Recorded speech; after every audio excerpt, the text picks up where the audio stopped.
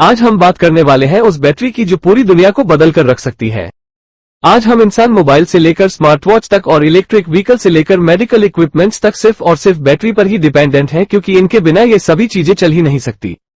लेकिन आज जिन बैटरी को हम यूज करते हैं उन्हें चार्ज करने की जरूरत होती है, जिसके चलते हर किसी के मन में एक न एक बार ये ख्याल तो जरूर आता है कि क्या ऐसा पॉसिबल नहीं है कि हमें कभी मोबाइल को चार्ज न करना पड़े। पर दोस्तों, ऐसा बिल्कुल पॉसिबल है, क्योंकि हाल ही में वैज्ञानिकों ने एक ऐसा बैटरी बनाया है जो बिना चार्जिंग के करीब 28,000 साल तक चलने की क्षमता रखती है।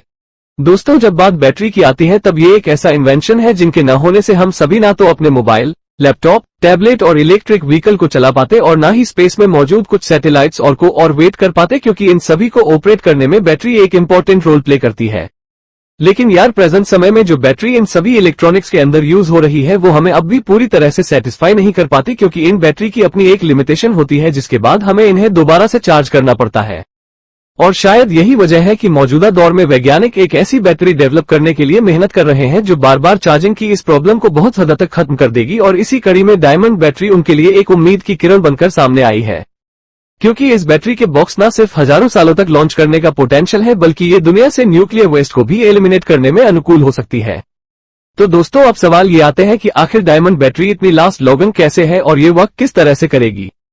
तो दोस्तों, ये जानने से पहले हमें करंट टाइम की सबसे रिलायबल बैटरी यानी कि नीड या माइंड बैटरी के बारे में जान लेना चाहिए, क्योंकि तभी जाकर हम ये अच्छे से समझ पाएंगे कि आखिर दुनिया लंबे समय तक लिथियम आयन बैटरी पर क्यों डिपेंड नहीं रह सकती। दोस्तों, लिथियम आयन बैटरी जिसे आज के ज्यादातर डिवाइस में देखने को मिल जाती है, और यहां तक कि आप जिस डिवाइस पर ये वीडियो देख रहे हो उसमें भी लिथियम आयन बैटरी ही इस्तेमाल हुई है। अब इतना ही नहीं, अगर आप अपनी पहली इलेक्ट्रिक कार खरीदने का सपना देख रहे हो तो ये भी लिथियम आयन बैटरी की वजह से ही पॉसिबल हो रहा है। और इसी तरह दुनिया के ज्यादातर बैटरी एनर्जी स्टोरेज सिस्टम में भी लिथियम आयन बैटरी ही काम कर रही है, जो दिखाता है कि मौजूदा दौर में दुनिया किस हद तक लिथियम आयन की तरफ झुकती जा रही है। पिछले दशक में इन बैटरी का ज्यादा विस्तार हुआ है, और उसके पहले दुनिया इंटेंसिव एप्लीकेशन में इस्तेमाल के लिए लेड एसिड बैटरी इस पर डिपेंड करती थी, क्योंकि इस बैटरी के भी अपने अलग बेनिफिट्स थे। अब सवाल ये है कि आखिर न्यूक्लियर डायमंड बैटरी का आइडिया सबसे पहले किसके दिमाग में आया था। तो दोस्तों, मैं आपको बता दूं कि इस बैटरी को सबसे पहले साल 2016 में यूनिवर्सिटी ऑफ बेहतर के साइंटिस्ट द्वारा डेवलप और प्रेजेंट किया गया था। इसी यूनिवर्सिटी के प्रोफेसर टॉम स्कॉट ने अपने एक लक्ष्य में बताया था, क्योंकि टीम ने एक ऐसा सिंथेटिक डायमंड ग्रो किया है जो कि रेडियो के फील्ड में आते ही स्मॉल इलेक्ट्रिक करंट जनरेट करने लगता है। आज प्रोफेसर टॉम स्कॉट की टीम द्वारा ग्रो किए गए सिंथेटिक डायमंड से जो बैटरी डेवलप हुई है वो फिर से सेल्फ चार्जिंग है, क्योंकि इसमें मौजूद डायमंड रेडियो एक्टिव सोर्स के करीब जाते ही अपने आप चार्ज प्रोड्यूस करने लगते हैं। नोवेल ब्रिस्टल की टीम ने अपने प्रोटोटाइप को डेमो सेट करने के लिए सबसे पहले जिस रेडिएशन सोर्स का यूज किया था वो ने गैस विकसित की है, जिसके बाद उन्होंने कार्बन प्रोटीन का भी यूज किया, जो कि कार्बन का रेडियो एक्टिव वर्जन होता है। दूसरे से हम न्यूक्लियस डायमंड बैटरी का एक बहुत बड़ा बेनिफिट मान सकते हैं, क्योंकि यह सच में न्यूक्लियर वेस्ट को धरती से एलिमिनेट करने की दिशा में काफी कारगर है। करंट टाइम में देखें तो यूके में बंद हो चुके न्यूक्लियर पावर प्लांट्स के एरिया में मौजूद ग्रेफाइट ब्लॉक्स के अंदर कार्बन प्रोटीन के ह्यूज रिजल्ट्स मौजूद है। पर क्योंकि कार्बन प्रोटीन नो यील्ड बड़ा पार्टिकल मीटर है,